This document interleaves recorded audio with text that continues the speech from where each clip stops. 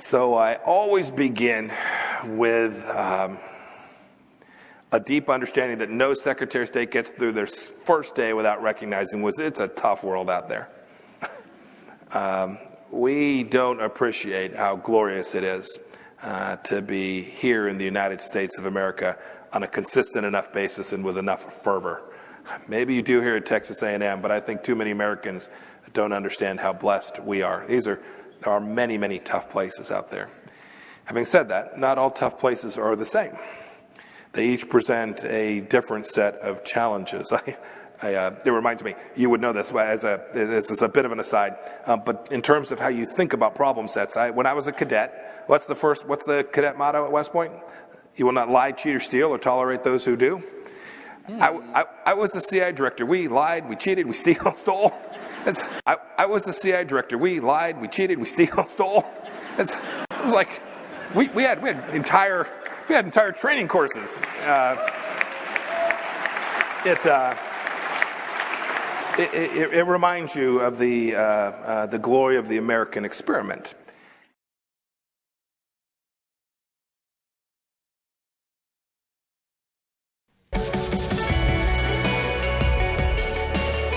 Please welcome to the stage, John Perkins.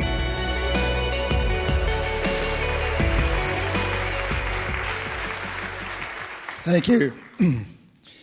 I stood in front of the Shah of Iran, the presidents of Indonesia, Ecuador, Panama, members of the Royal House of Saudi Arabia, and I've said something like, in this hand, I have millions of dollars for you and your friends if you play our game.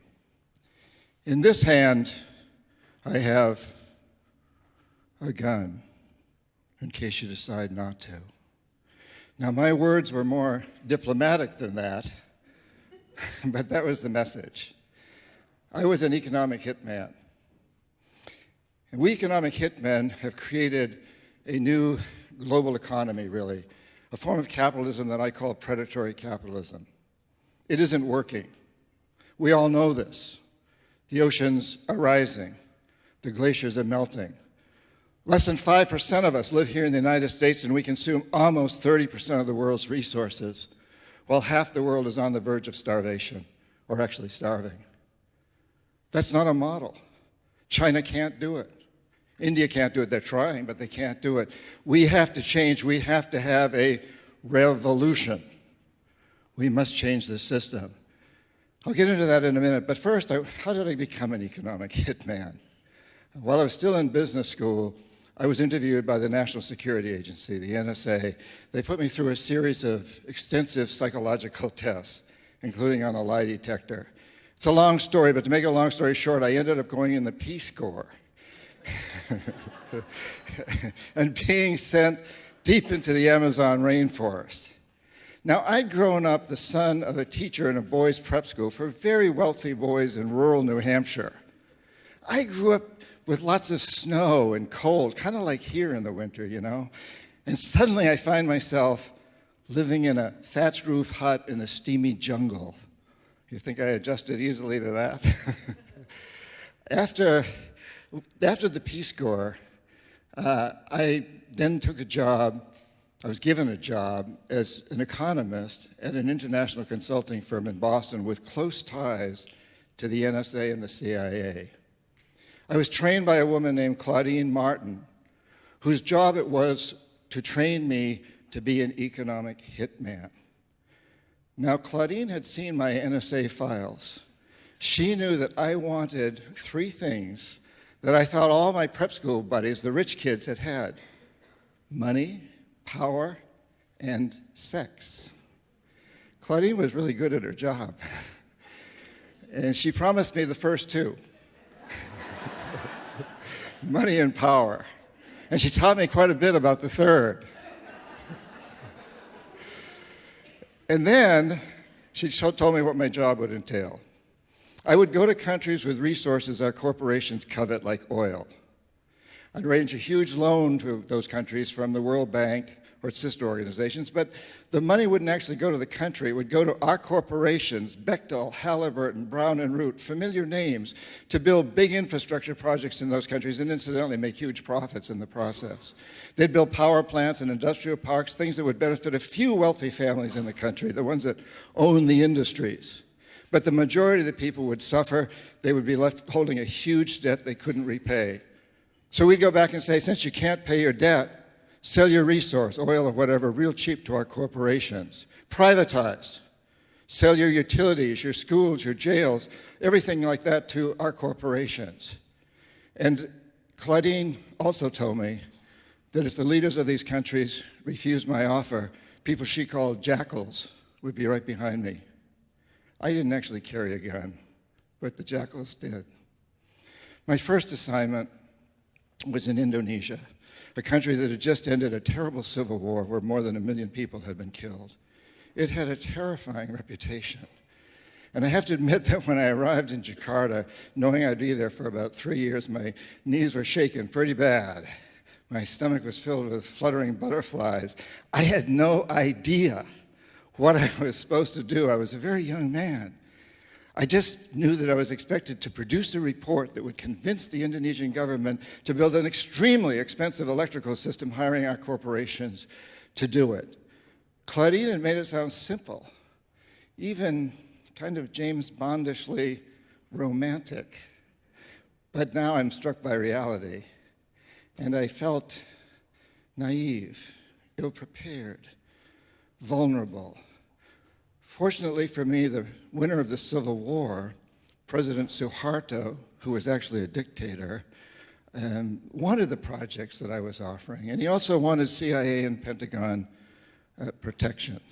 And so every time I stumbled, and I stumbled often, somebody was there to pick me up. A government official would appear with an incredible report that would indicate beyond any shadow of a doubt that electricity was all the country needed to take off to huge growth. A Harvard-trained mathematician showed up with a mathematical formula that proved that if they just built this electrical system, everything would be fine. In the end, I produced a report that forecasts the need for electricity at an unheard of annual rate of 19%. Indonesia got its loan. Our corporations made lots of money, and I was promoted from economist to chief economist. It was quite a lesson. At that time, the Cold War was just really, really revving up. And Washington believed that Cuba was about to spread communism throughout the hemisphere. The CIA developed a program called Operation Condor to support right-wing dictatorships in Brazil, Argentina, Chile, throughout the continent. Jaime Roldos, president of Ecuador, democratically elected, and Omar Torrijos, head of state of Panama, strongly opposed Operation Condor. I was sent down to get them to change their ways. They wouldn't. They refused. Roldos was killed when his private plane crashed in what many believe was not an accident. Torrijos said, if CIA killed my friend Jaime, I'll probably be next. In less than 3 months, he died when his private plane crashed under very similar circumstances. You're going to hear after me, after the break, from a Marine Corps general who was in Panama at the time, and he agrees with me that these were probably, at least Torrijos was probably assassination. We don't really know who caused it. And I want to say that I'm not a conspiracy theorist.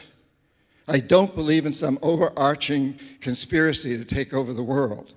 But I do read reports. I think I'm a conspiracy factualist.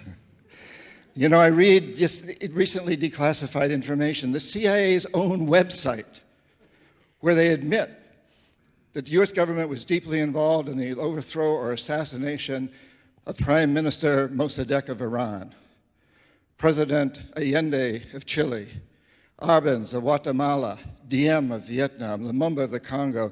And speaking of Allende of Chile, he was replaced by the terribly brutal dictator, General Pinochet, who was a great defender of Operation Condor and also oversaw the murder of tens of thousands of his people and was praised by Secretary of State Henry Kissinger as a great defender of capitalism.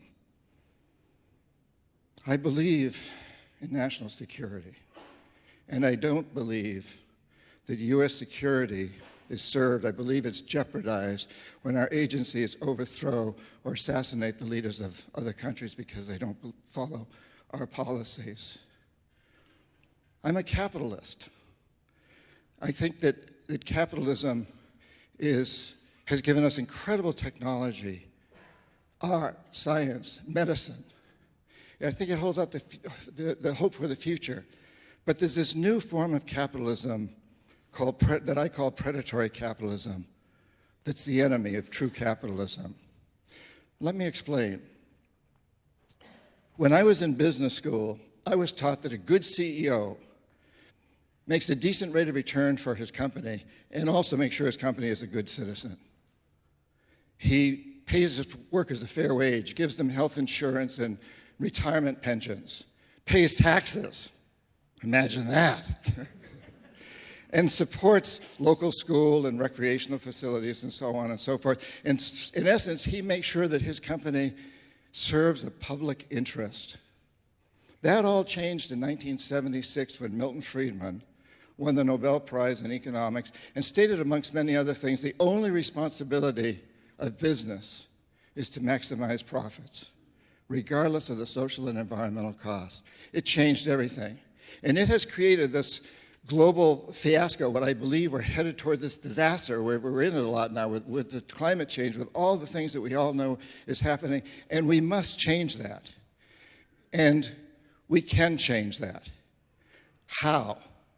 I think the American Revolution actually offers an interesting example. Back in 1773, most everybody in the United States believed that the British were invincible. But George Washington stepped forward, and he remembered 20 years earlier during the French and Indian War, he had witnessed at the Battle of the Monongahela the defeat of a huge, powerful British army by a handful of Indians. And Washington said, they're not invincible. All we got to do is hide behind trees. Change the rules. So I think that's where we're at today. Change the rules. I like the rules I learned in business school, that a good corporation, a good CEO should make sure that his corporation serves the public interest, is a good citizen. I like the idea that you and I should invest in corporations that, instead of essentially destroying the resources upon which our economy is based, instead of doing that, they clean up pollution, regenerate destroyed environments, develop new technologies for more efficient energy, transportation, communications, and just about everything else. In essence, let's get our corporations to create an economic system that is itself a renewable resource. Are you ready to do that? Yes, I think we're all ready. We can create this renewable resource so our corporations today really run the world. They control most of the politics in this country and just about everywhere else. But it's important to remember that they need us. We work for them, we manage them, many of you own them, you run them. They depend on us to buy their goods and services, to invest in them, to work for them, to support them through our tax dollars. We have the power. You have the power. Earlier, we heard this incredible music about our passion and our power. Let's put our passion to work. This brings us to you. What is it you can do, each and every one of you? What can we all do? Well, I think perhaps the most important thing to start off by saying is that we are living at a time in history when the individual, you, has more power than ever before. I travel a great deal around the world, speaking at events like this and many others. And everywhere I go, whether it's in Asia or Africa, South America, Europe, Middle East, United States, people are waking up to the fact that we live on a very tiny, fragile space station with no shuttles. And it's headed for disaster, and we got to turn it around. We can do it. So in my latest book, which is for sale out here, The New Confessions of an Economic Hitman, I have a whole section devoted to what you can do lists and ideas, but I want to just mention three of them here today, kind of in summary. So, remembering that we have this power today, especially with the internet. Number one, search out and spread, shine a light on the story behind the story. I think my life as an economic hitman highlights the fact that there's almost always a story behind the story. And recently, revelations such as WikiLeaks and Edward Snowden papers and the Panama Papers and reporting by amazing bloggers and others, the Pulitzer Prize-winning ProPublica, Common Dreams, many, many organizations out there are shining a light on the fact that we have corrupt politicians. We have tax-evading billionaires. You know, democracy depends upon transparency. It depends on understanding the story behind the story. It demands that you and I look for the story. It demands that we question our leaders and our government policies. That's the patriotic thing to do. So number one, look for, spread the story behind the story. Number two, use local, individual, and community power, your power, to change politics, to change the governmental system, to change the laws. We, the people, must do it. We can't wait for a president to do it, whoever the next president is. We have to do it, and that's our job in a democracy, to do that. Recently, the small state of Vermont, with less than 0.2% of the U.S. population, a tiny group of people in that small state, got laws passed that forced corporations to label GMOs. As a result, 5 of the major food companies, ConAgra, General Mills, Kellogg's, Campbell Soup, Mars, all committed to labeling GMOs here in Michigan and everywhere else in the United States. And I just recently heard Hugh Grant, not the actor, but the CEO of Monsanto, on the radio saying that that's impacting him hugely. Monsanto's going to have to reevaluate its attitude to GMOs because of what happened in the state of Vermont. We, the people, have forced the corporations to end apartheid in South Africa, to clean up polluted rivers, pass laws to make that happen, to open their doors wider to women and minorities. We have the power, the movement to amend now, to get big money out of politics. That's very important. So, number two, join an organization or start one that impacts local laws, national laws, global laws. Do it. Get involved, please. This is something important that we all can do. And number three, help a corporation understand that it must serve a public interest. Corporations listen to you. CEOs, I know lots of CEOs of very powerful corporations. They know if they're getting flooded by emails, tweets, or Facebook, whatever. They know, and they have to respond. So I suggest to you, pick a corporation, any corporation that appeals to you. Send them an email. Don't make them the enemy. Say, I love you, I love your product, but I'm not going to buy it anymore until you stop polluting or clean up pollution or pay your workers a fair wage or whatever your issue is. Send that email to the corporation and to all your social networking circles and ask them to send it to all their social networking circles. Get involved. So, shine a light, change the laws, and convince corporations to serve a public interest. And in that way, we're going to turn this economic system that is failing us, one that's exhausted, one that's devastating its own resource base, into a renewable resource. I think you and I live at the most amazing, important time in human history. We are going through a revolution, a consciousness revolution. People are waking up across the planet. Together, we're going to come together, and we're going to create a world that my 8-year-old grandson and every other child of every sentient being on this planet is going to look back at and say, hey, thank God for TEDx in Michigan. Thank God all those people came together and committed to moving forward to creating an economic system that's a renewable resource.